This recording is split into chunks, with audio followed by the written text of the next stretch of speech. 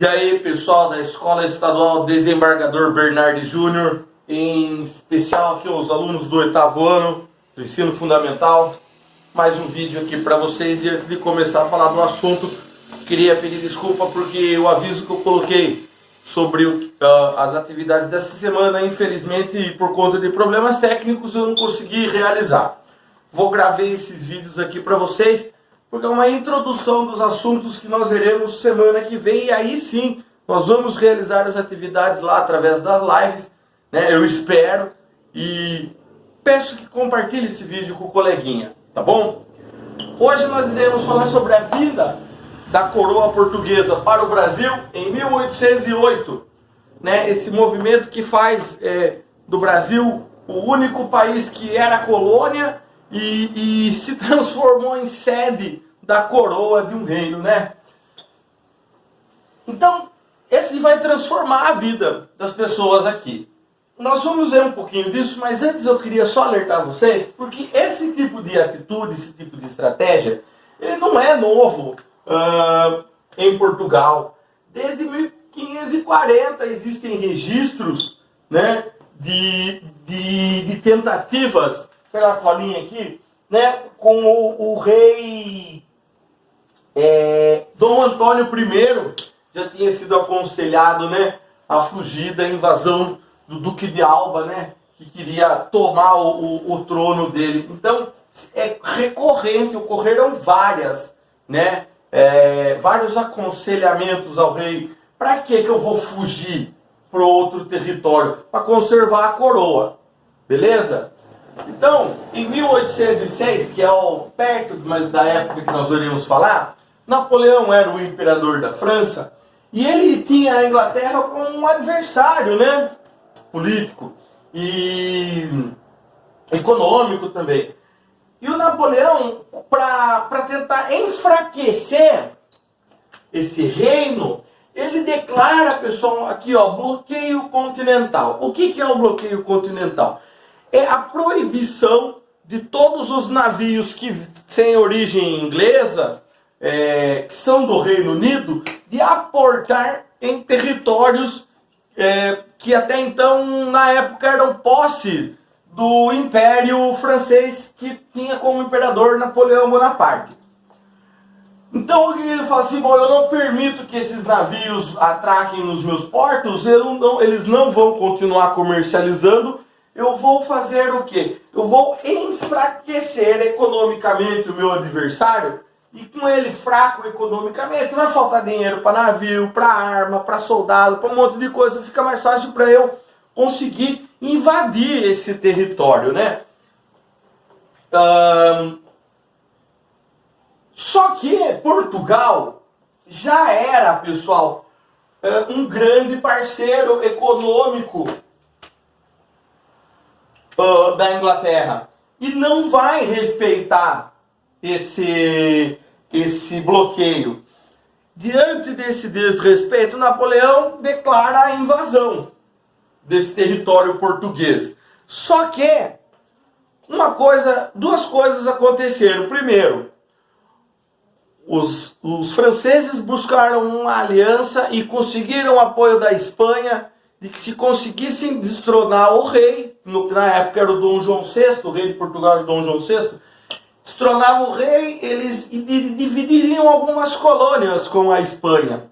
E secretamente, Portugal e Inglaterra estavam fazendo um acordo. Para quê? Para poupar de que o rei perdesse o trono e ele, em outro território, ele pode perder, mas ele ainda continua comandando. Então ele pode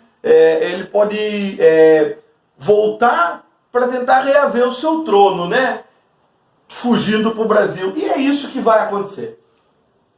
Então eles assinam um acordo secreto, e a Inglaterra ela vai ajudar a família real portuguesa, né, com essa viagem.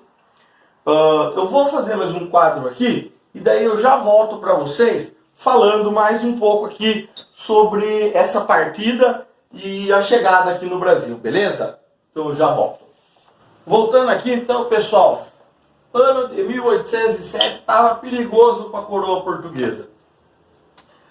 E a partir de um acordo secreto assinado, né, entre Portugal e a Inglaterra, a família real ela vai fugir para o Brasil.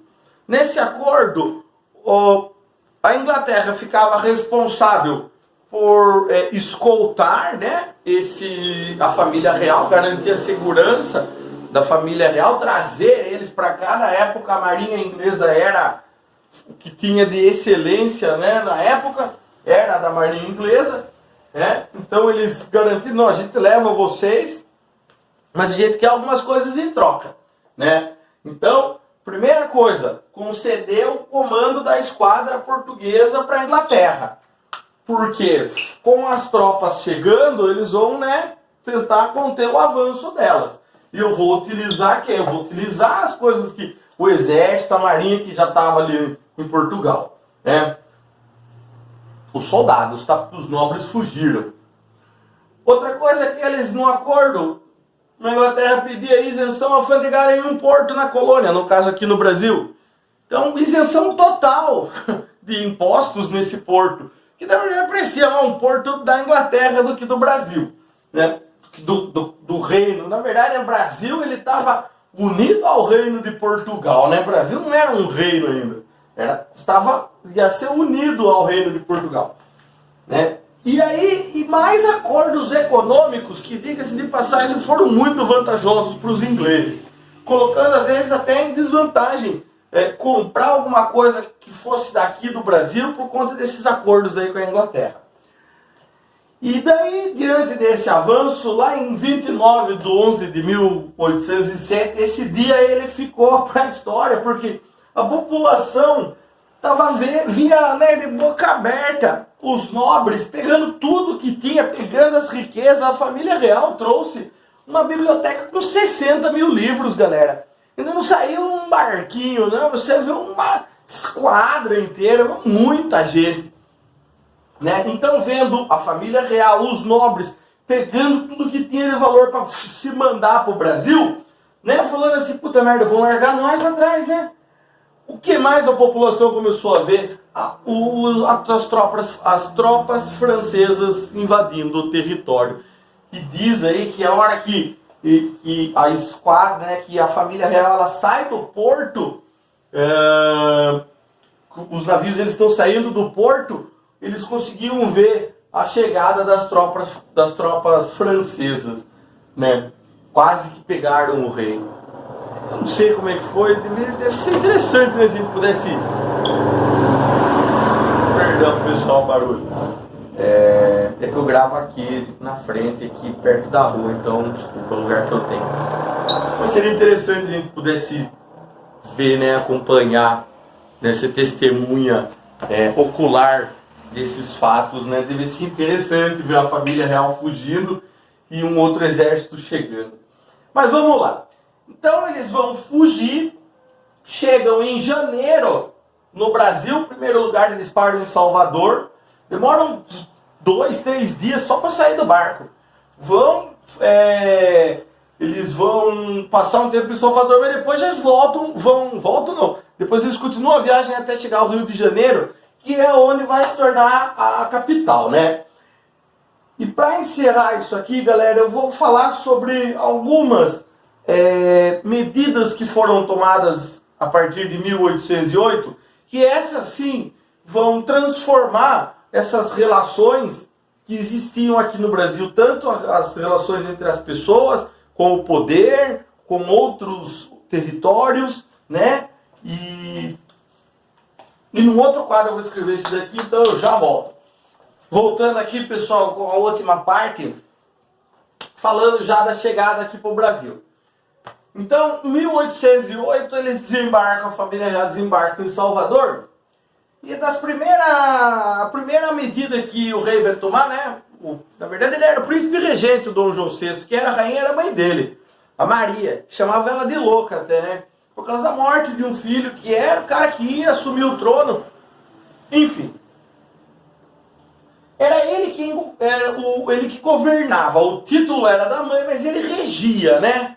Então, ele vai assinar a primeira coisa, galera. A abertura dos Portos. Ele assina isso ainda lá em Salvador, né? O que vem a ser a abertura dos portos? O Brasil, enquanto colônia, não podia ter nos seus portos atracado navios que fossem de qualquer outro lugar do planeta que não fosse Portugal. Por conta, né, chamam de um acordo, mas não é, né, esse acordo colonial. Não existe, galera, é uma imposição, certo?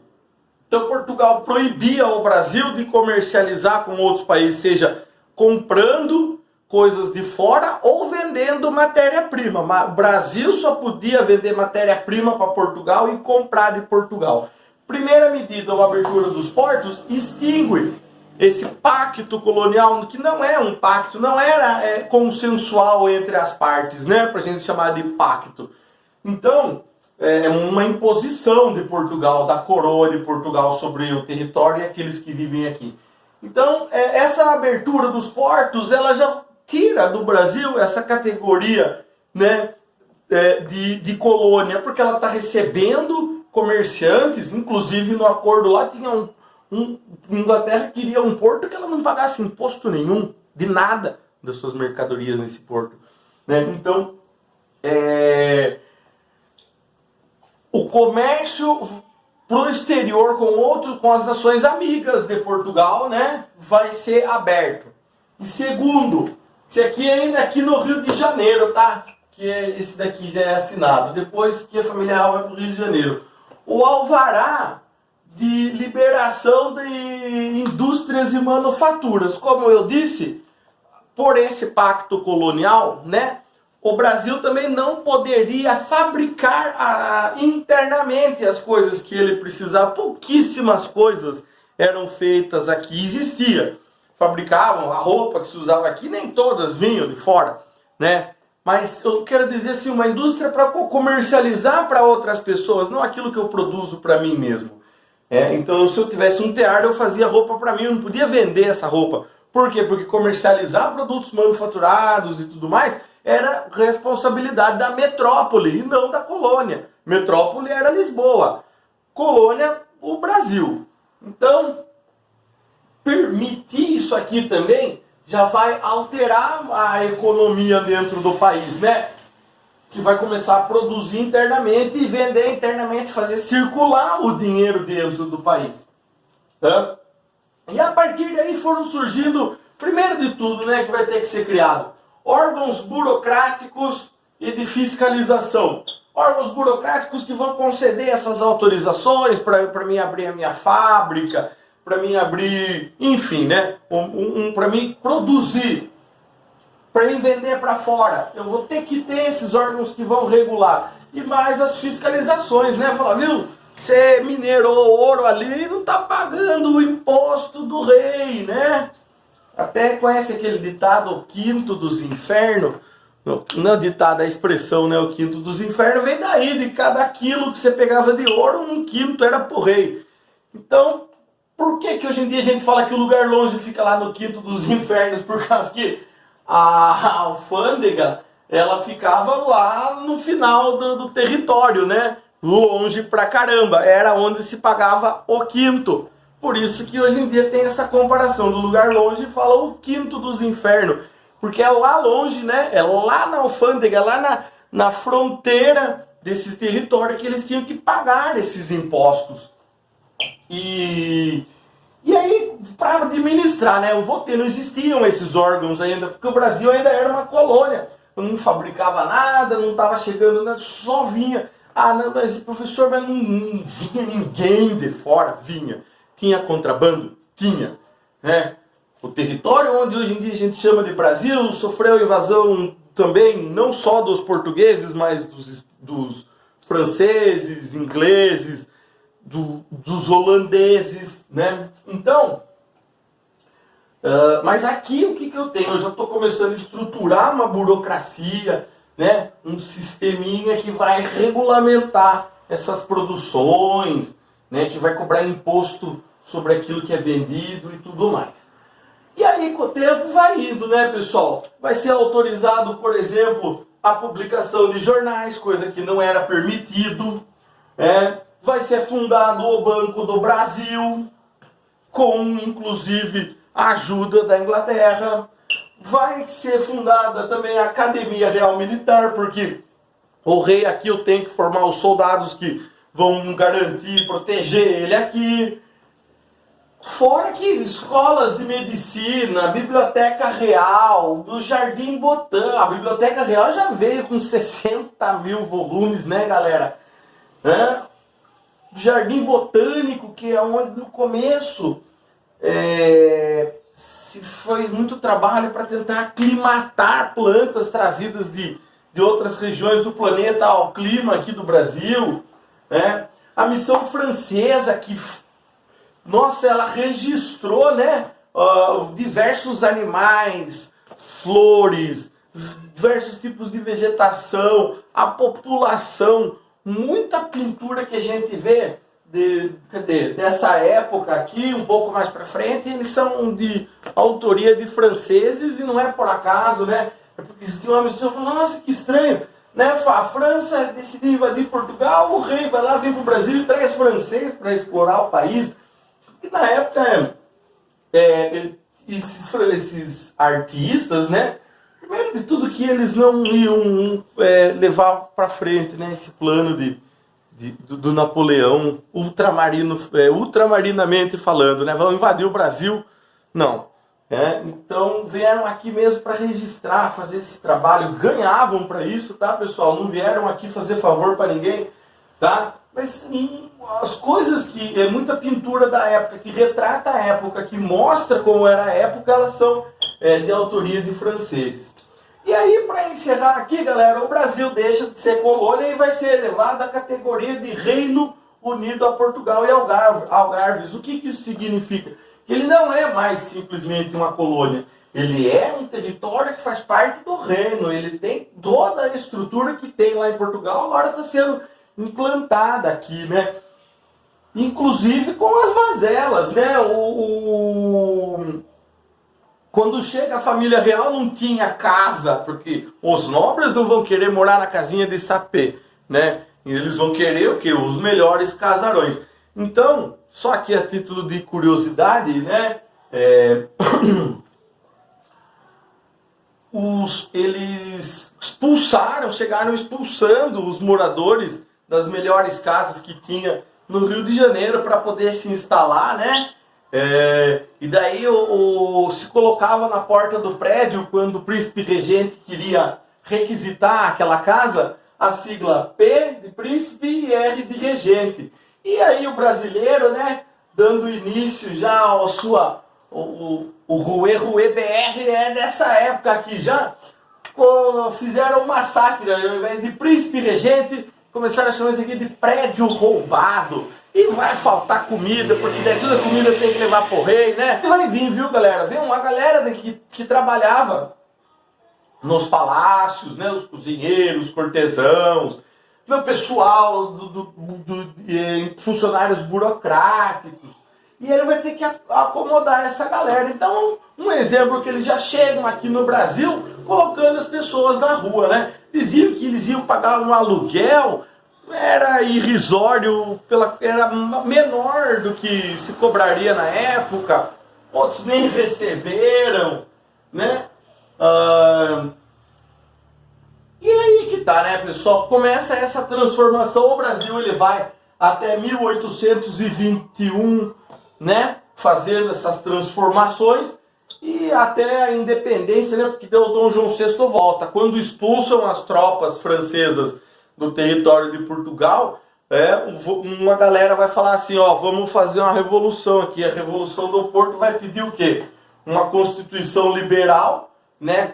Um rei que respeitasse uma constituição, não ia ser mais uma monarquia absolutista, e a volta imediata do rei. Ele não voltasse a perder o trono, né? Porque quem ficou ali combatendo, os soldados portugueses que ficaram ali, acabaram recebendo ordens inglesas, né? E aí isso daí vai gerar um atrito, vai falar assim, pô, esses caras vão ficar aqui até quando? Vão mandar embora os ingleses, né? Não vai ser tão simples assim, não é tipo, valeu, obrigado, imagina que é isso. Não foi desse jeito, né? Não estavam muito afim de ir embora, mas eles vão ser expulsos e o rei volta, né, por livre e espontânea pressão de grupos liberais lá em Portugal, né, que vão exigir inclusive que ele assine essa Constituição, transformando aí uma monarquia constitucional, né. E daí lá em 22 pedem pro filho do Dom João ou Dom Pedro I voltar, o Dom João VI, né, o filho do Dom João VI, Dom Pedro I, pede para ele voltar, isso que acaba não voltando e proclama em 22 a independência do Brasil. Galera, isso aqui foi só um apanhado geral, espero não tenha ficado muito confuso. É apenas uma base, uma introdução para que a gente consiga realizar as atividades lá do caderninho do aluno, que a gente vai tentar fazer isso nas lives a partir da semana que vem. Se você ver esse vídeo, eu peço que compartilhe com o coleguinha, beleza? Eu agradeço aí a atenção a você que assistiu até agora. Valeu!